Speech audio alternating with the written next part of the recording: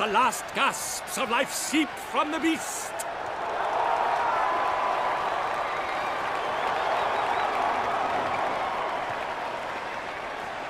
Master Geralt, do what you must.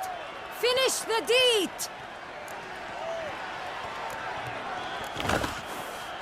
Monster's no threat. No need to kill it. A victor may always show mercy. It is his right. Long live Geralt the Merciful! Pikeman, see to the beast.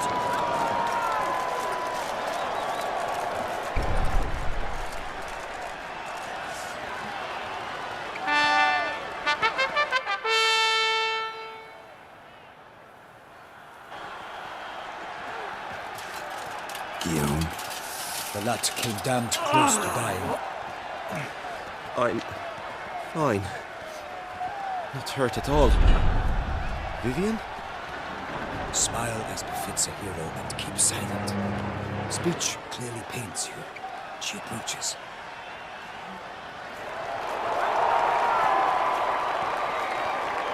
Geralt. We must talk. Vivian. You shall talk later, in the medic's tent. Geralt, magnificent, breathtaking. Your Grace. We knew that to summon you was a brilliant idea. We are delighted, ravished to have struck upon it. And I'm truly, honored. See to our young hero. Hop, hop. For we must make off with Geralt. We should talk. We had been long awaiting your arrival. Had nearly lost hope. Then suddenly, that entrance, so spectacular. Your Grace. Shaelmars are dangerous creatures, even to knights in full plate armor. Nonsense. In Toussaint, knights have battled beasts for mere glory since time immemorial. True. Guillaume suffered a few bumps, scars, and bruises, but in return gained eternal glory as he who slew the monster. What about the crowd? Say the Shaelmar had vaulted into the stands. Would have been a massacre. Geralt, though we value your fortuitous intervention in the arena, we would remind you your services have been retained, and as shall soon become clear, you will be generously compensated for completing another task altogether. Your Grace, my contract. I'd like to discuss it. Naturally, but not here. We shall need Damien. He led the investigation pending your arrival. But wherever could he be? Come, we must find him.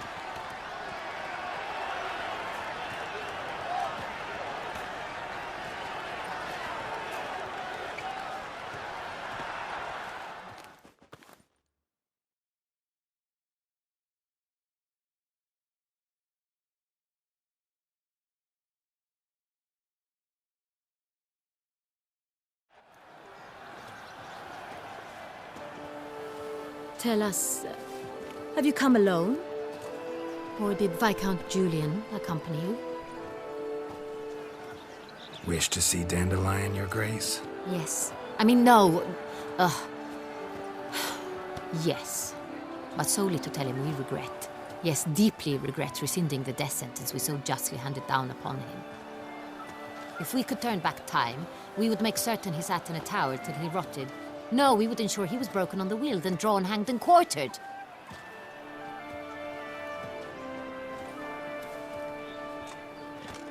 Ah, the very man we would entrust with these tasks. Damien de la Tour, captain of my personal guard. Your Grace. Witcher. Greetings. Sorry to have to tell you, but the guardsman handling the last victim's body... I know already. The creature in the cellar of Corvo Bianco. Was it the beast? No. A Bruxa, a kind of vampire. Not the beast, but tied to it in some way. You know this how? Through careful analysis of the evidence, both on the riverbank and at Corvo Bianco. Do you mean to insinuate the investigation thus far has been sloppy? Geralt insinuates nothing of the sort. We must listen to him attentively. I examined the body of the beast's last victim. Might have found something. Need to analyze it. A quiet place, that's what I could use most right now. And maybe the help of an alchemist or a mage. Also like to hear all you know about the previous victims. Take it Sir Delatour is my man for that. Firstly, call me Damien, please. Secondly, you should know I spoke against summoning you here. I've heard much about you. You bring trouble, or thus far have, always. And we've enough trouble as it is. Yet we are capable of defeating the beast on our own, without an outsider's help. I've no doubt about it. Damien, we settled the matter of the Witcher's employ some time past. Definitively. Since you have broached it nonetheless, let us discuss Geralt's pay. Are the legends true? Do Witchers usually demand that which you find at home, yet did not expect? Not quite, Your Grace. Law of surprise, it's something we invoke at times, but rarely. Usually we just take gold. Disappointing. This law sounds rather romantic. On the other hand, on returning to the palace, we would likely find impatient petitioners or a set of sample fabrics for a new dress. Poor rewards, both. I fear you'd not have much use for any of the surprises we are likely to come upon. Thus, we've decided you shall receive the deed to a vineyard, Corvo Bianco, and a sum of coin. You will doubtless consider this adequate. Title to the vineyard shall be given to you at once. Surely you'll need lodgings while you hunt. The coin, however, will be yours only once you have slain the beast. Lovely, generous gesture, Your Grace. But Corvo Bianco, isn't it the Duchy's temporary morgue? Is it now? The Chancellery's bungled things again, we fear. Not to be left unsupervised for one instant. Yet, in its mood, a morgue should present minimal problems to a Witcher. What's more, nothing enhances a wine's reputation better than a grim legend. Thank you, Your Grace. I accept the contract, of course. But as I said before, I'll need some information. Second murder. Tell me what you know. In the city, there are certain nooks. No one reasonable ventures there after dark. Ramon Dulac's corpse was found in one such place. With the first murder, terror gripped the city. Its inhabitants grew wary, kept to safe areas. Consequently, news of the second victim came to us from a group of concerned cut-purses. Criminals fear the beast? Telling in a way. Take it you've excluded the possibility that Ramon died at the hands of these bandits. Do you believe me an amateur? Not hands, but claws killed Ramon Dulac. The wound was deep, clean. His body was found in the gutter, dressed in nightshirt and cap, a pillow placed under his head, and his sword replaced by a bed warmer. Ramon Dulac, a knight who but a dozen years past was an advisor to our father, the Duke. Someone went to a lot of trouble to make him look ridiculous. Maybe revenge was the motive. It's not out of the question. Dulac had shady dealings with the criminal underworld, but no one ever came forth with concrete proof of any misdoings. How'd it start? Who was the first victim? Crespi was the first to die. He was famed once for his many glorious tournament victories. Then he grew old, hung up his sword, and took to winemaking. Crespi was not loved by the wine merchants.